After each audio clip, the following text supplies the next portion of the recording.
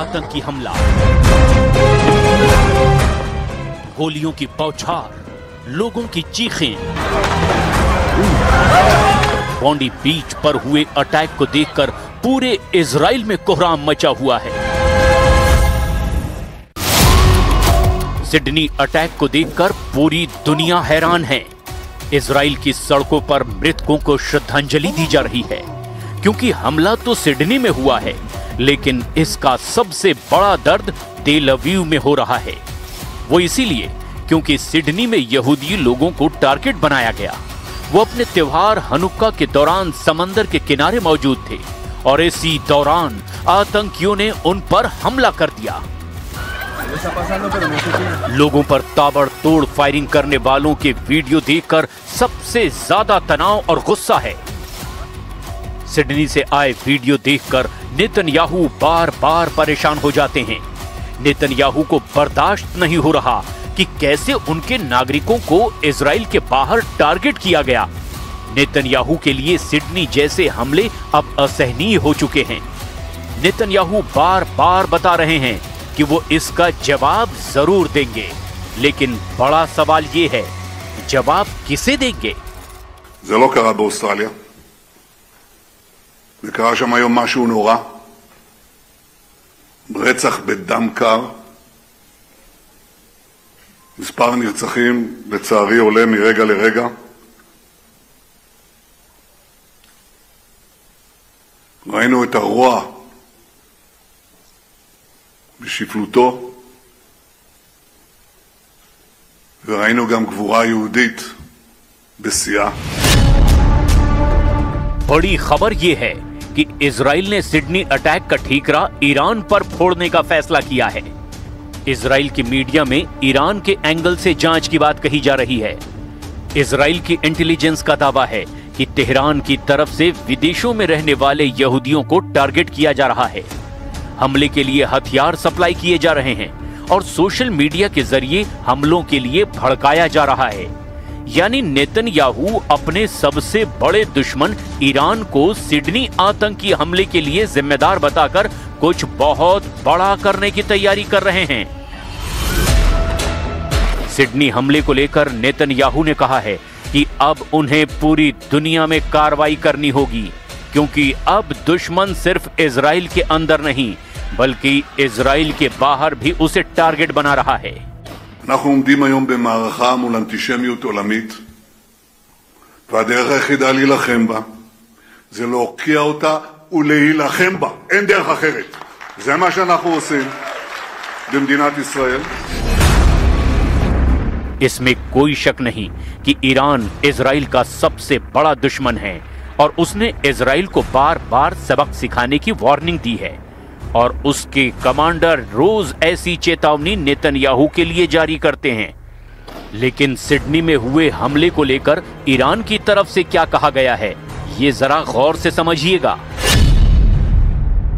Iran के विदेश मंत्रालय ने एक बयान जारी करके कहा कि ईरान सिडनी में हुए आतंकी हमले की निंदा करता है।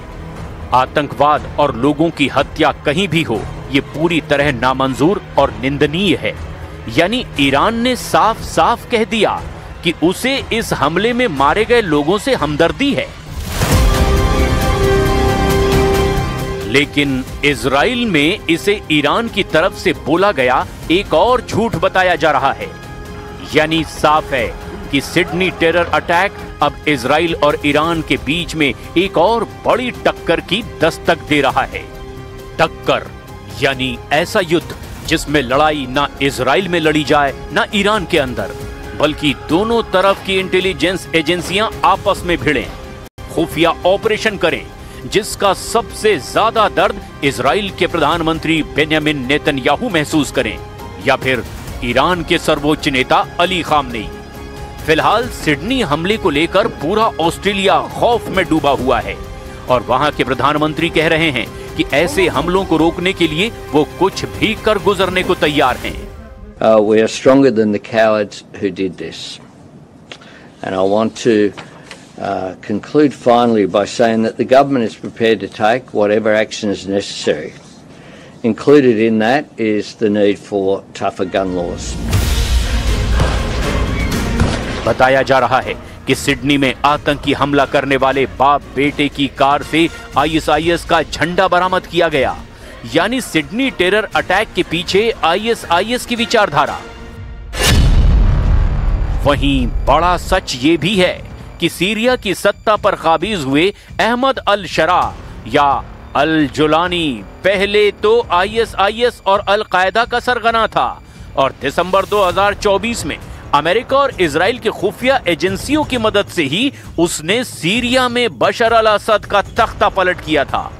जुलानी उसी आईएसआईएस का हिस्सा रहा जिसने इराक और सीरिया में लाखों लोगों को मौत के घाट उतारा और इसी आईएसआईएस से लड़ने वाले देशों में सबसे बड़ा नाम ईरान का था।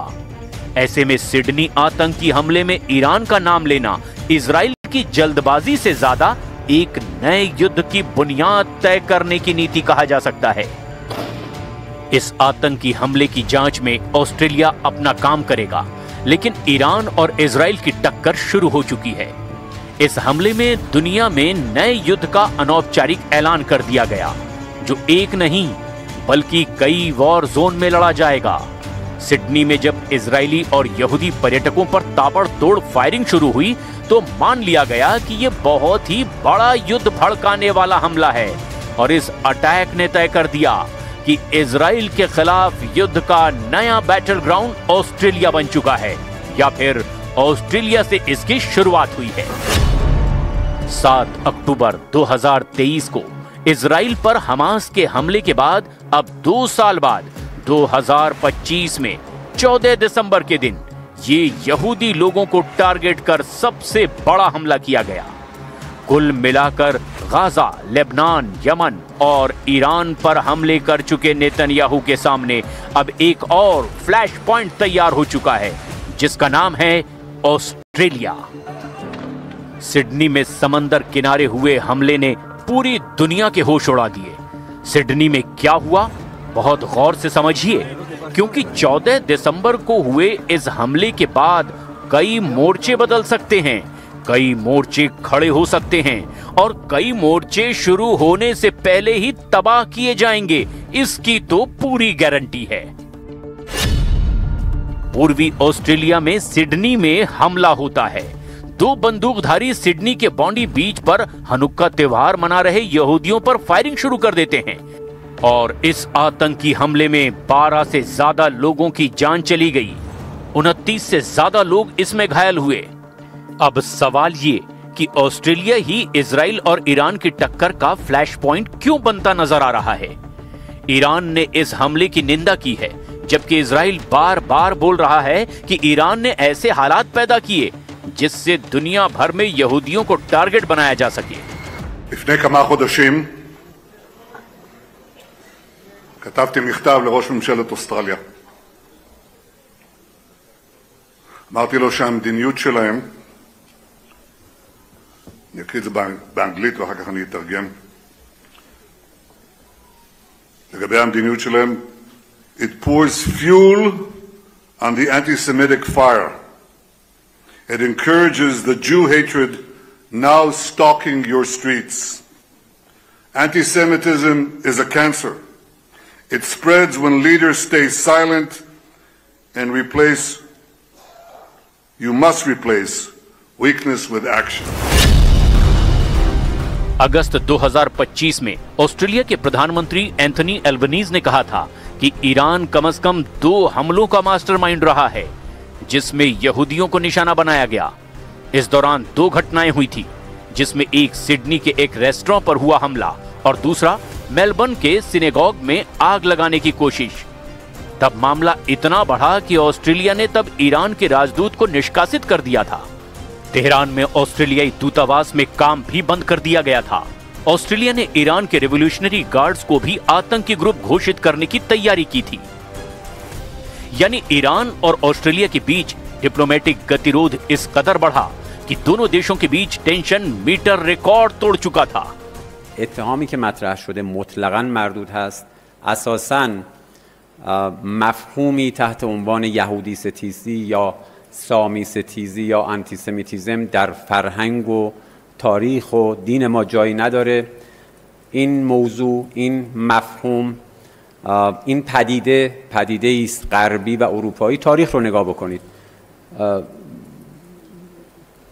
آزار و اذیت کردن یهودیان به واسطه دینشون موضوعی است مربوط به اروپا و خودشون باید پاسخگو باشن در مورد. दिसंबर 2025 में अब ऑस्ट्रेलिया फिर से ईरान और इजराइल वाली ग्लोबल गतिरोध का हिस्सा बन चुका है।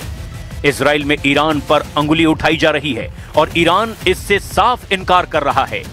वहीं नेतन्याहू कह रहे हैं कि वो तो बदला लेकर रहेंगे और यही वजह है कि ईरान और इजराइल के बीच युद्ध वाले हालात में सिडनी आतंकी हमले ने तेजाब डालने का काम किया है।